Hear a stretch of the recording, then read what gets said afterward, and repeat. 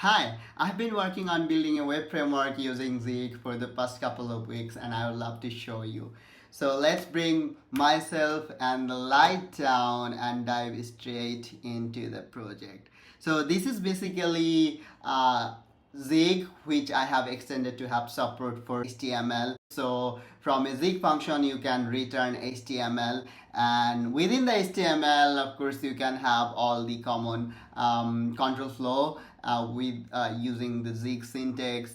And I also have support for putting in dynamic variable like jig variable onto directly onto HTML, and it will be rendered down to HTML like this.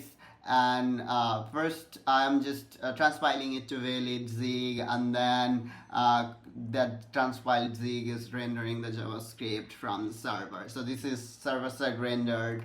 Now let's look into an example application. So on the left I have a ZX application. This is what I'm calling it as of now, and as you can see, this is just like JSX, but instead of writing JavaScript, you'll be writing your logic in Zig, which is much faster, of course. So on the left I have a ZX application, and on the right I have a Next.js application. As you can see, I have a layout with HTML and body, and then I also have a page where I'm just taking the current time and rendering it onto a p tag. And similarly, if I look at to the Next.js app, I have the same layout, and then I have a page where I'm also rendering the current time. And both of the app are running on localhost. The GX one is on 3001. So let's look at what they look like. So this is the Next.js one, which is just rendering, this is the GX one, which is just rendering the current time every time you reload from the server side, and similarly the Next.js one is doing the same thing. So if we go back and try running some benchmark, so let's run a benchmark by sending 10,000 requests to the Next.js app to the localhost 3000 and see how it performs.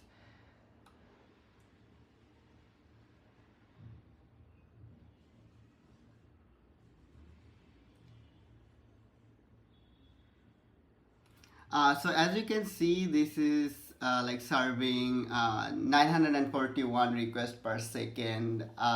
And let's now run the same benchmark for the app running using ZX.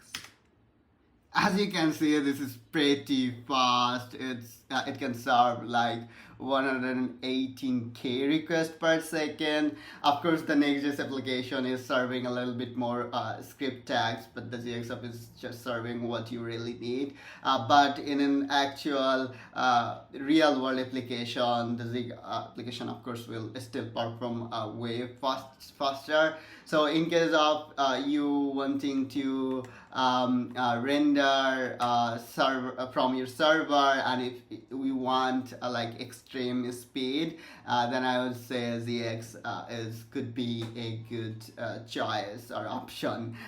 This is the reason why I'm building it, and I would love you to try it out if you feel like so. And thank you.